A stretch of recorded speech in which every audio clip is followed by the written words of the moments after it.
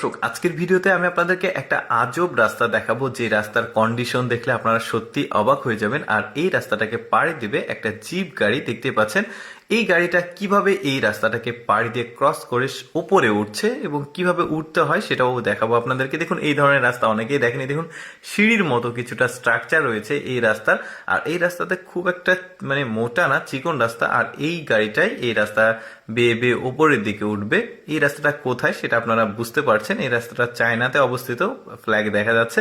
গাড়িটা কিন্তু ধীরে ধীরে, খুবই কম স্পিডে ধীরে ধীরে উপরে উঠবে। আমি সেটাই আপনাদেরকে দেখাবো যে এই ধরনের রাস্তা আসলে অনেকেই আগে কখনো দেখেনি, যে কারণে আপনাদেরকে দেখাচ্ছি। এটা কিন্তু শখের বশে করা হয়নি। দুর্গম একটা অঞ্চল রয়েছে চায়নার, ওই অঞ্চলে যোগাযোগ ব্যবস্থা উন্নত করার জন্য এই ধরনের এই রাস্তাটাকে তৈরি করা হয়েছে।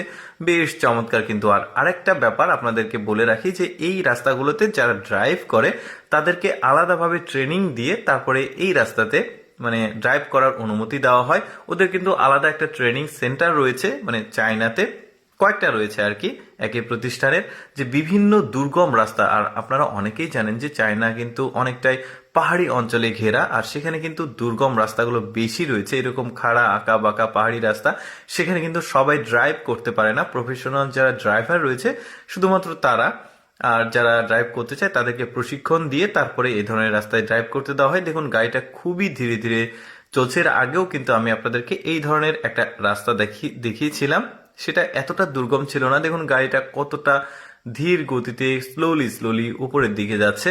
আর উপরে কি আছে সেটাও আমরা দেখবো। চলুন তার আগে দেখি যে গাড়িটা কিভাবে যাচ্ছে। এখান থেকে আর একটু ক্রস হচ্ছে, তারপরে ধীরে ধীরে উপরের দিকে উঠছে। এখান থেকে সম্ভবত আটকে যাবে না, এখানে হ্যাঁ, এখানেও আটকেছে। এখন ধীরে ধীরে উপরে যাচ্ছে। বেশ চমৎকার কিন্তু। আসলে দেখতে লাগলেও যারা ড্রাইভ করে তাদেরকে অনেক মনোযোগী হতে হয়। এখানে ওই যে সামনে দিয়ে কিন্তু আরেকটা গাড়ি আসছে, ওই গাড়িটা এখন দেখি কিভাবে ক্রস করে। এখানে হ্যাঁ, ক্রস করবে, যেহেতু ছোট গাড়ি। ট্রাক হলে হয়তো বা নিচে ব্যাক করে আবার আসতে হতো। বেশ দারুণ ব্যাপার। গাড়িটা কিন্তু এখনো উপরের দিকে উঠছে, দেখি কতটুকু সময় লাগছে। তবে আমি একটু ফাস্ট আপনাদেরকে দেখিয়েছি। এইটা রাস্তাটা ক্রস করতে আরো কিছুটা সময় লেগেছিল। আমি একটু ফাস্ট করে দিয়েছি ভিডিওটা, আপনাদের যাতে বিরক্ত বোধ না করেন, দেখতে পারেন ভিডিওটা, যে গাড়িটা কিভাবে উপরে উঠছে পারফেক্টলি। এই যে দেখুন, অনেকটা উঠে গেছে। ওই জায়গাটা ক্রস করে উপরের দিকে কিন্তু আরো আঁকা বাঁকা রয়েছে, সেটাও কিন্তু ক্রস করে ওরা উপরের দিকে উঠছে।